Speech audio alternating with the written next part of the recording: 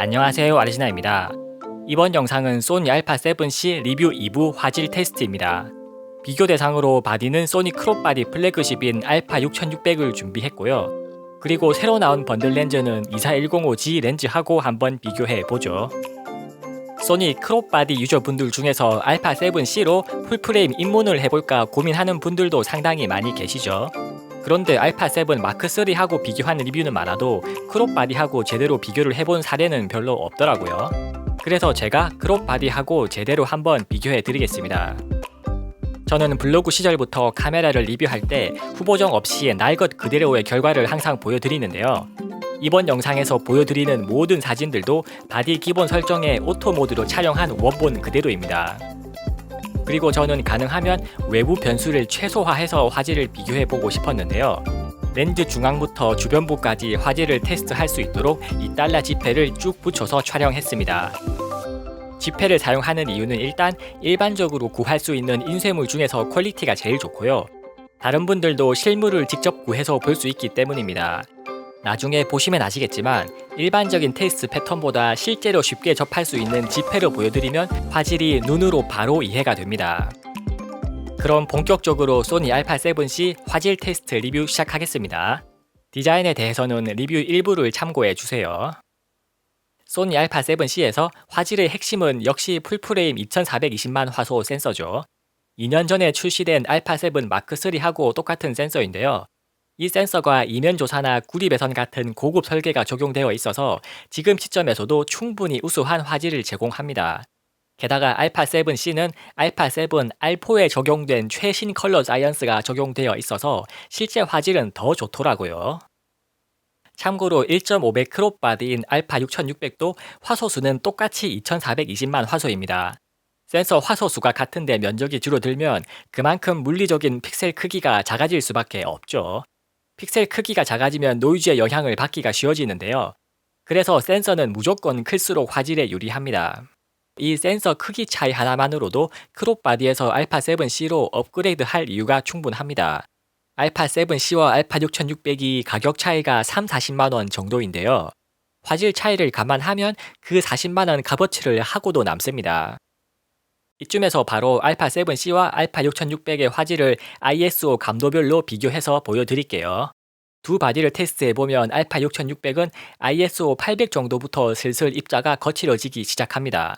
이거하고 비슷한 수준의 감도를 알파 7C에서 찾으면 ISO 3200 정도까지 올라가네요. 제가 판단하기에는 ISO 감도로 따졌을 때 알파 7C가 알파 6600보다 약 2단계 정도 더 유리한 화질을 가지고 있습니다. 실제로 최대 실효 감도도 딱 1.7스탑 차이가 나죠. 알파 6600은 확장 감도를 제외한 감도 최대값이 32,000인데 알파 7C는 51,200입니다. 감도를 올려가면서 쭉 비교해보면 센서가 커질수록 노이즈의 영향을 덜 받는다는 사실을 확실하게 확인할 수 있죠. 그 차이는 보시다시피 감도를 올리면 올릴수록 점점 벌어집니다.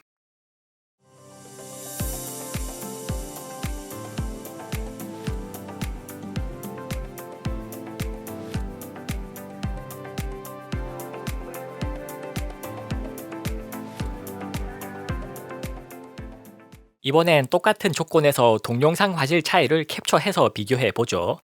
여기서는 이미지 프로세싱의 차이를 확실히 알 수 있습니다.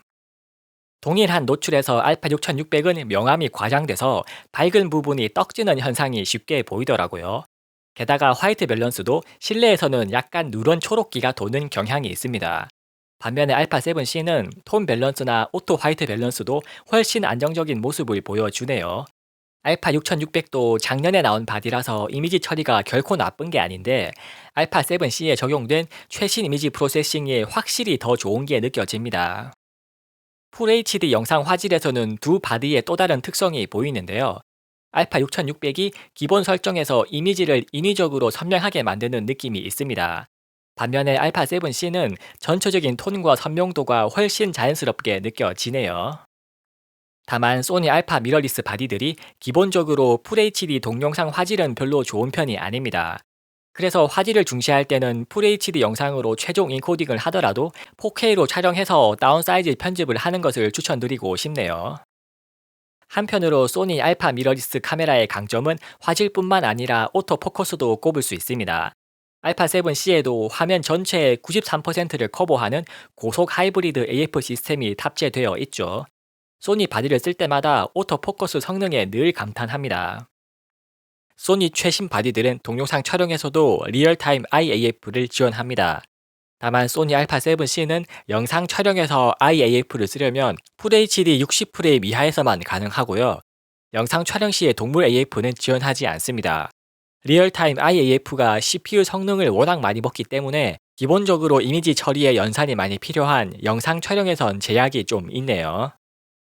그래도 실제로 테스트해보니까 기본적으로 동체 추적 성능이 워낙 좋아서 초점을 잘 맞추더라고요. 몸집이 작은 애완동물들을 찍을 때 카메라를 가까이 들이대다 보면 특히 초점이 잘 나가는데요. 소니 알파 7C는 웬만해서는 별 문제가 없었습니다. 소니 알파 7C는 리뷰 일부에서도 소개한 대로 풀프레임의 고화질을 똑딱이처럼 간편하게 쓸 수 있게 해주는 바디입니다. 그래서 이번에 리뷰에서 보여드리는 샘플들을 촬영하면서 그냥 오토로만 쭉 찍어 봤는데요. 실제로 충분히 만족스러운 결과물들이 나왔습니다. 소니 알파 7C는 자동 노출과 자동 화이트 밸런스를 웬만해서는 믿고 찍을 수 있더라고요. 특히 예전 소니 바디 특유의 뭔가 누런 초록기가 도는 색감이 확실히 개선된 느낌이네요. 전체적인 톤 표현도 풀프레임 센서의 폭넓은 다이나믹 레인지를 충분히 잘 활용해서 한층 자연스럽습니다. 알파 7C에 적용된 최신 컬러 사이언스의 수준은 제가 알파 7 마크 3 유저로서 느끼기에 같은 센서임에도 확실히 더 좋네요. 다만 완전 자동 모드에서는 노출 보정 다이얼 설정조차 무시해 버리는데요. 그래서 노출을 내가 원하는 대로 보정하면서 사진을 찍고 싶으면 프로그램 오토 모드로 두면 됩니다. 알파 7C가 다른 조작 계통들은 간소화하면서도 노출 보정 다이얼만큼은 유지해서 프로그램 오토 모드로 쓰기에 편리하네요. 한편으로는 포커스 영역을 화면 전체로 해두면 위치에 상관없이 가장 가까운 피사체에 초점을 맞추려는 경향이 있습니다. 이 사진을 보면 강조하고 싶은 피사체를 중앙에 두었는데도 포커스는 그냥 가까운 곳에 맞았죠. 이럴 때는 그냥 화면 터치로 원하는 곳을 찍어서 촬영하면 됩니다. 한편으로는 리뷰 일부에서도 설명드린 대로 소니 알파 7C는 전자선막 셔터가 강제돼서 보케 잘림 문제가 발생할 수 있죠. 리뷰 일부에선 번들 렌즈로만 테스트해놓고 보케 잘림이 없다고 말했다가 본의 아니게 어그로를 끌어서 죄송합니다. 밝은 렌즈에서의 테스트는 지금 자세하게 보여드리겠습니다. 실제로 테스트해보면 밝은 렌즈에선 보케 잘림이 발생하기는 하더라고요. 보케 잘림이 재현되는 조건을 정확하게 찾아봤는데요. 일단 조리개 f1.8 기준으로는 셔터 스피드 2000분의 1초부터 상단이 조금씩 어두워지기 시작합니다. 그러다가 3200분의 1초부터는 보케가 아예 잘려 나가네요. 조리개 값은 셔터 속도 4000분의 1초 기준으로는 f3.2까지는 멀쩡한데요. f2.8부터는 보케 상단이 조금씩 어두워지기 시작합니다. 그러다가 f2.2부터는 보케가 아예 잘려 나가기 시작하네요. 물론 셔터 스피드를 낮출수록 조리개를 개방해도 보케 잘림이 덜해집니다. 참고로 제가 테스트에 사용하는 렌즈는 자이스 55mm f1.8입니다. 다른 렌즈에서는 한계값이 다르게 나타날 수도 있는 점을 참고해 주세요. 이제 새로 나온 번들 렌즈도 화질을 자세하게 살펴보죠. 신형 번들 렌즈는 구 번들보다 줌 범위와 최대 개방 조리개가 약간씩 줄었습니다. 대신에 휴대성은 훨씬 좋아졌죠. 크기가 예전 번들보다 훨씬 작아졌는데도 화질은 오히려 기대 이상입니다. 실제로 MTF 차트를 보면 구 번들보다 훨씬 괜찮은 특성을 보여주죠. 싸고 간편하게 쓸 수 있는 게 미덕인 번들 렌즈로서는 훨씬 바람직한 변화가 아닐까 싶네요. 물론 번들 렌즈가 아무리 좋아졌어도 한계는 명확합니다. 24105G 렌즈하고 비교해서 최대 광각 최대 궤방에서 주변부 화질과 광량 저하가 눈에 띄게 심해지네요. 화면 구석구석 쨍한 느낌이 중요한 광각 풍경 사진에서는 조리개를 충분히 조여줄 필요가 있습니다. 그래도 최대 망원에서는 꽤 괜찮은 모습을 보여주네요. 주변부 화질 저하가 체감적으로 훨씬 덜하죠. 참고로 소니 알파 미러리스 바디는 렌즈 보정 기능이 기본적으로 켜져 있습니다. 그래서 가벼운 스냅 사진 위주로 쓸 때는 번들 렌즈도 주변부 화질 저하가 그렇게 거슬리지는 않더라고요. 실제 결과물로 보면 1대1로 확대해 봐야 주변부 화질 차이가 느껴질 정도입니다. 1세대 번들 렌즈는 딱 봐도 주변부 화질 저하가 심했는데 신번들은 렌즈가 작아지면서도 오히려 주변부 화질까지 좋아진 점이 마음에 드네요. 색수차 같은 다른 화질적인 문제도 거의 보이지 않습니다. 최대 개방 조리개가 그리 밝지 않은데도 배경 날림도 은근히 잘 됩니다. 일단 센서가 클수록 같은 화각에서도 초점 거리가 길어져서 배경 날림에 유리한 덕분이고요. 배경 표현도 고급 렌즈 같은 상당히 부드러운 느낌까지 나네요. 뜯어보면 볼수록 진짜 조그만 번들이라고 무시할 수 없는 수준입니다. 번들 렌즈가 조리기가 어두운 한계는 α7C에 탑재된 센서 이동식 손떨림 보정 기구로 어느 정도 보완이 됩니다. 소니에서 주장하는 보정 효과는 5스텝이라고 하는데요. 손떨림 보정이 없을 때 마지노선인 렌즈 초점 거리 분의 1초보다 셔터 스피드를 5스텝 더 늘려서 한번 비교를 해봤습니다.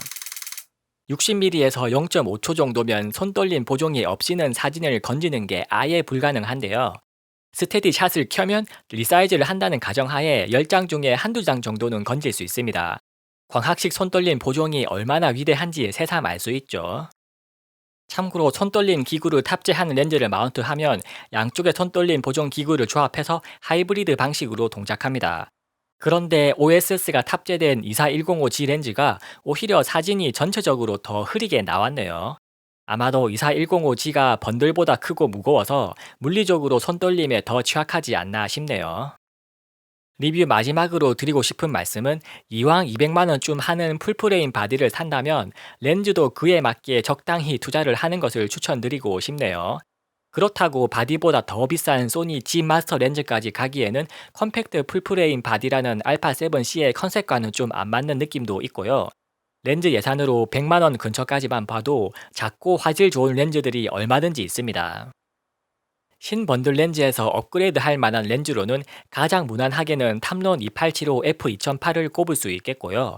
밝은 조리기가 꼭 필요한 게 아니라면 줌 범위가 더 넓은 소니 2410G f4를 추천드립니다. 아니면 그냥 간편하게 단렌즈 하나만 쓰고 싶다면 소니 FE 35mm f1.8이 잘 어울릴 겁니다. 지금까지 소니 α7C와 신번들 렌즈의 화질을 자세히 보여드렸습니다. 크롭 바디 중에서는 나름 플래그십인 α6600도 역시 풀프레임에는 상대가 안되죠. 크롭 바디하고 비슷한 크기에 풀프레임 센서와 손떨림 방지 기구까지 말 그대로 구겨 넣은 소니의 노력에 박수를 보냅니다. 그리고 α7 마크3 유저로서 평가하자면 α7C가 성능은 확실히 더 좋습니다. 센서가 같아도 최신 컬러 사이언스가 적용되어서 화질이 좋아진 게 확실하게 체감이 되더라고요. 게다가 스위블 액정이나 와이파이 PC 테더링 같은 새로운 기능들까지 고려하면 최신 바디다운 장점이 더욱 벌어집니다. 앞으로 α7 마크4가 나온다면 α7 S3에 적용된 최신 컬러 사이언스로 무장해서 확실히 급을 더 올려서 나오지 않을까 싶네요. 이상 아레지나였습니다. 영상이 유익하셨다면 구독과 좋아요로 많은 응원 부탁드립니다. 감사합니다.